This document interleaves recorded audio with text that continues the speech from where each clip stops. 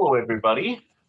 Today we are talking about good posture and breathing for singing when we are singing.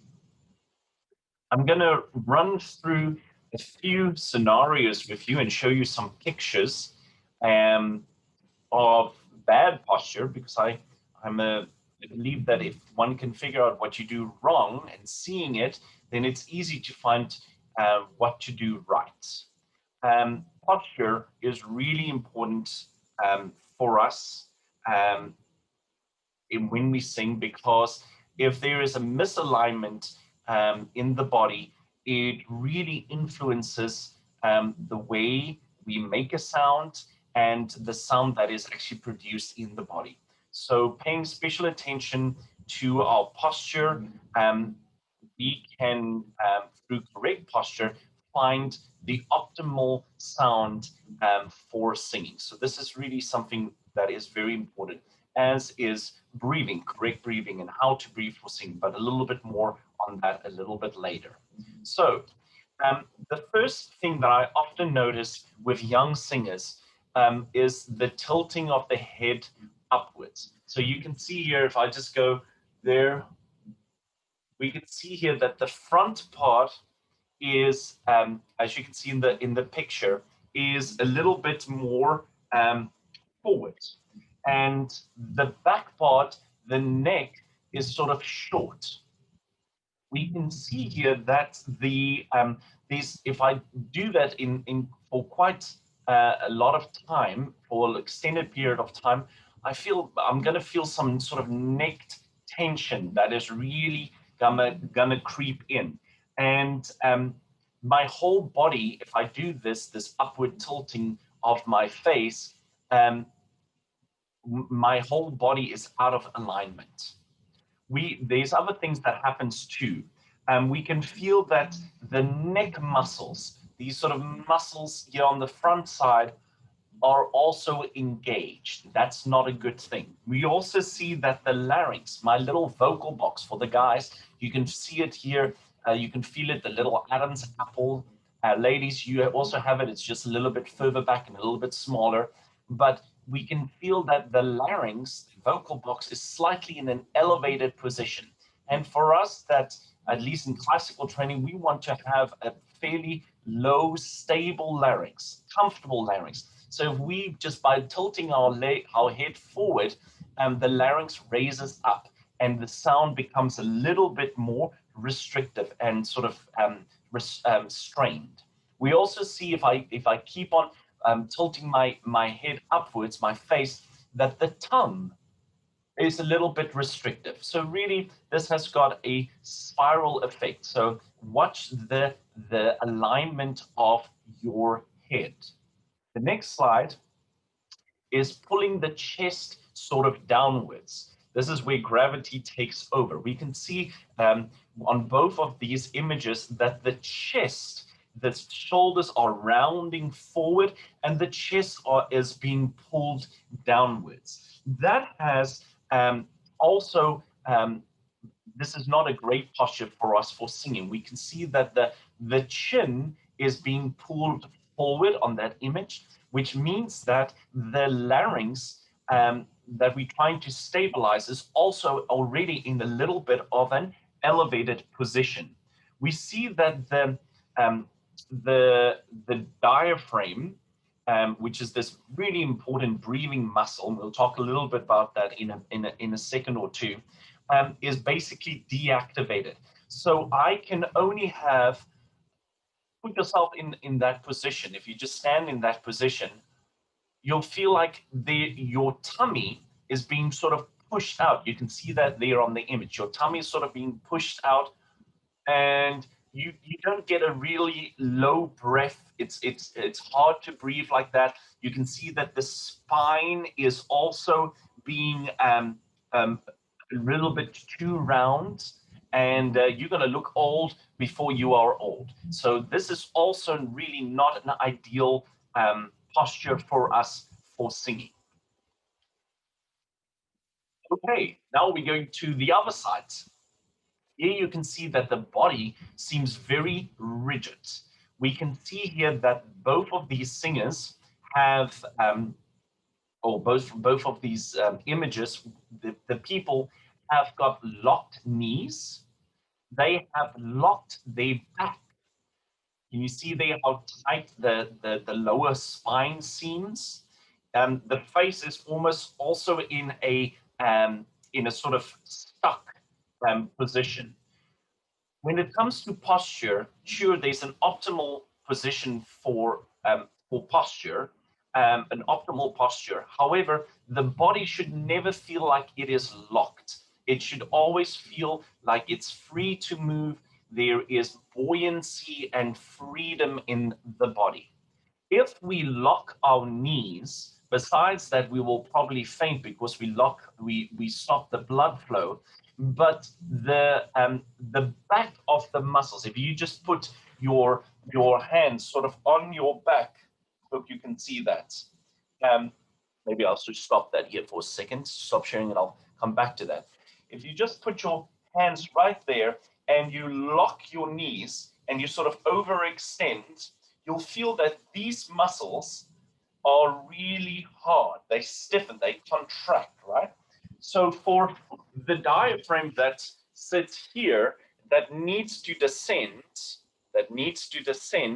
because my back muscles are locked, because my knees are locked, I have I cannot get a decent low breath, and we'll talk about more about that when we talk about breathing. So be careful there not to lock the back of the spine and also the lower spine, and also not to lock the knees. Okay.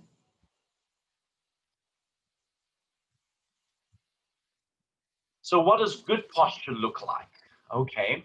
So the first thing that I want you to notice is the feet.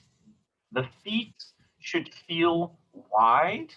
The feet should feel long. The feet should feel like there is equal distribution between the ball and the heel of the foot. Okay, so that we can really feel like you are part of the gravity, and you feel like you've got a really firm base. You want to make sure that the knees are not locked. Okay, that's very, very important. Soften those knees. The next thing that I want you to notice is that the pelvis area is not locked. So don't lock the back of the pelvis, like we just saw on the previous slide, and that the pelvis is over the knees. Okay, and then we have got shoulders that is slightly back, but not completely back. They just hang very nicely and naturally, but the shoulders are over the hips. Okay. Then we have got our ears. The ears are over the shoulders. All of a sudden, you'll feel, I'm going to stop sharing here.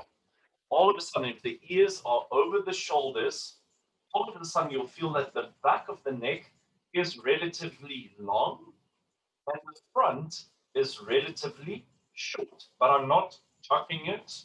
I'm not giving myself a double chin, right? And I'm just feeling that the back is slightly elevated and the chest feels relatively open, right? I'm not rolling my shoulders forward and I'm not pushing all the way back, okay? So the body itself feels nice and free. The hands are loose and they are just by my side. Okay, there's no tension in my fingers. That's really important. So they once again I get back to this idea that the body should feel like it is buoyant, it is free, it's got a lot of energy, but it's not stuck. So you can remember this feeling of the ears over the shoulders over the hips, and the hips over the knees. Um, the head should feel free, and it should just feel like it's sitting on top of the spine. That's really important. Um, you can always, let me stop sharing here for a second here again. What I like to call a spinal stretch. Just take your two fingers, put it here behind your ears, especially if you've got a posture like this, right? With your chin sticking out. All you want to do is just give yourself a little lift by lifting up the muscle right there underneath the bone. And can you feel there? All of a sudden, the chest is not elevated like that. It's not stuck. It just sort of falls in place. It just comes along. The back feels relatively long, and the front feels relatively short. Now, this might feel a little bit strange to you to sort of stand in this sort of taller than usual position, um, and that's okay. The habit is just um, um, maybe you've been dragged down with your backpack, or you don't want to be the tallest one in the class, so you sort of bend on over. Um, so this sort of new good posture for singing might feel a little bit strange. So that's why I say try and make this a habit. Okay. The At the beginning, the correct posture might feel a little bit strange, but we are retraining the body to really have this um, sort of elevated um, lift in the upper body. Very important. The ears over the shoulders, the shoulder over the hips, and the hips over the knees. I have given you a little link here, which I will post, and we will add this at the end of this little presentation, where you can go and they just briefly explain once again this sort of ears over the shoulder, shoulder over hips, and hips over the knees, so that you can really just stand in this new wonderful way of posture. Okay, let's talk a little bit about breathing. Now, breathing is it's not hard. We always breathe for life. When last have you thought of really taking a breath before saying a sentence, right? It just happens naturally. We are a little bit more cognizant and a little bit more aware when we breathe for um, for singing. That is really important because the phrases are a little bit longer. So we have to manage our breath for that entire period of time. Now, I'm trying to make it as simple as possible and just to give you some ideas of what needs to happen when we breathe for singing. So, um, the easiest thing that I always first say is that you need to be aware of these sort of muscles, your abdominal muscles, these rib muscles, because they need to be active for the most part when we take our breath, um, when we inhale. Um, so the first thing that needs to happen, and we've been talking about this diaphragm, right? So the diaphragm is a muscle. It's sort of dome shaped. And remember, this is where my one lung sits, and this is where my other lung sits. So when I inhale, this dome shaped muscle, basically, as the lungs increase, it flattens out. Now I've taken my breath, and if I exhale, the lungs get smaller, and my diaphragm just recoils, just goes straight back into its sort of dome shape. When I inhale again, it flattens, and when I exhale, it goes back into a little dome shape. Okay, so very important. This diaphragm, this descent of the diaphragm is really important. Now, there's definitely one thing that needs to happen. Your abdominal muscles, right? The muscles right here. There needs to be a little bit of a relaxation. This will help for the diaphragm to descend. Okay, and also, as I've mentioned, very important that the back muscles right here. If I lock my knees and I do this, the, the diaphragm that needs to descend is hampered. It cannot quite descend. So that's why it's really important to keep the knees nice and soft. Okay. So here's my diaphragm.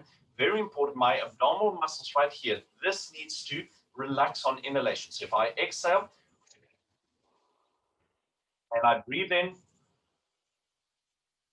so the abdominal muscles just needs to relax slightly, and that helps for my diaphragm to descend. Very important. My ribs, my rib cage right here, right? We have to have a feeling that the rib cage expands sideways, that the rib cage expands this way, and very important that the rib cage expands backwards. Okay? So we have basically a 360 feeling when we inhale. That's really important. So the diaphragm inhale, I cannot control my diaphragm. So when you hear something like, oh, control it from the diaphragm, you cannot control it from the diaphragm. What I can control are these muscles. They this is big names, the inter and external intercostal muscles and oblique muscles and all of the muscles here of the abdomen and my ribs. The ribs want to fly out when I breathe in, and then when I descend, the exhale, the ribs just come back to its normal state again. So one thing that you can do, let's talk a little bit of practical applications for that. One thing that you can do, sometimes it's hard to feel it when you stand up to relax the abdominal muscles, right? You need to sit on the front end of a chair. See, I'm sitting here on my chair, and I'm going to put all of my weight here on the front end of my knees. Okay, I'm going to exhale. You'll feel on the exhalation that the abdominal muscles, of course, moves inwards, right? This is as the lungs get smaller. You can see that the rib cage also collapses, right? Now on the inhalation, just release your abdominal muscles. And you'll see that the back muscles really expand because we're in this sort of hunkered over position. We become very much aware of those back muscles, which are sometimes really stubborn to expand. So this is a good posture right here, just as an exercise to expand, get a sense of that back muscles really expanding and the sense that the abdominal muscle is releasing. So I'm going to try that, show that again for you. Breathe in. So there we can feel there's a nice diaphragmatic descent. We feel that the abdomen is really expanding, and we can feel that back rib muscles really expanding as well. Another thing that you can do if you find that tough, you can just put like a book. If you lie flat, I'm not going to do that right now for you, but if you just lie flat on the floor, imagine that you're on just lying flat on the floor, and you just put a little book there, and you just become aware of releasing abdominal muscles and exhaling. Breathing in and exhaling. That's just a way for you to get this feeling of the abdominal muscle actually releasing, and that helps us to get this diaphragm muscle down. That's really important. But very important is that the rib muscles that needs to expand. Now, very important, when we sing, as I said, we have got long phrases. So we are very conscious of the breath. I take my breath now that I know that I'm expanding in a sort of 360 feeling all around here. My rib muscles goes this way, back and front, and I've got a nice diaphragmatic descent by releasing the abdominal muscles, right? So now that's my inhalation, right? And then there's this wonderful feeling of what we call suspension. I basically stop breathing. I keep my vocal cords open. So I'm not going up, up. You hear that little click sound? That means that the cords are just being closed. So I'm keeping that, but I'm not taking in any more breath. So an easy exercise here is, let's do it for 4 counts. We're going to inhale for 4 counts.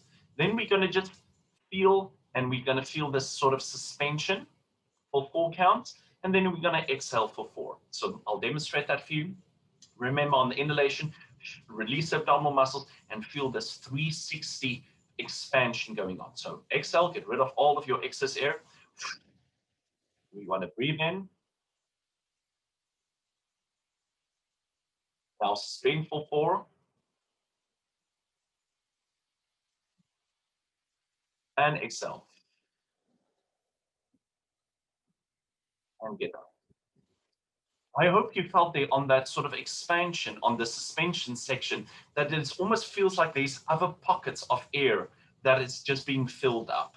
Okay, this time on the exhalation, let's control the exhalation with a little bit of a S sound.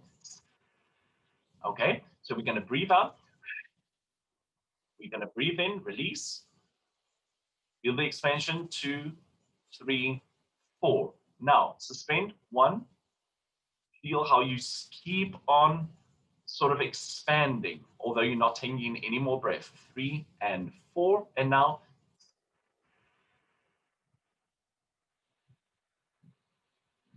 and out. Now, very important, this feeling that you are suspending, there's buoyancy in the body, right? The body is not like, I'm not going, like if I pick up something really heavy and I go and I grunt and I go, right? Besides for the funny face, we also have sort of like a feeling that the whole system is really tight. We never want tightness in the body. We want to have this feeling that the body is nice and buoyant and almost like a balloon, right? There's air in the balloon, but the balloon is never sort of stiff, right? There's it feels like it just keeps on expanding. There's then a little bit of a battle that goes on between, of course, when I exhale, the exhalation muscles want to be the winners, right? But for you as the singer, it's really important that you feel these, and this is why it's so important to be aware of these rib muscles. When you can actually just place your hand on these rib muscles, feel how they're expanding, right? That means that the inhalation muscles are active. You want to keep the inhalation muscles active even when you are exhaling, right? So you don't just want to give over to the exhalation muscles and go and give over to the exhalation muscle. That's almost like filling up a balloon, blowing up a balloon. Good. There's my suspension. It's nice and buoyant. And then when I exhale, the balloon just goes right. We want to almost have, you know, when you just let out a little bit of air, we want to keep that sense that the inhalation muscles, my as I inhale, those muscles that I'm now really aware of are and are active. Of course, once I get to the end of my breath, there's going to be a little bit of decay, but for the most part, I want to stay as far and as buoyant in this inhalation posture, my initial breath as long as possible. Okay, so let's try that. Now you can increase it. That was now for 4 seconds. You can do it for 5.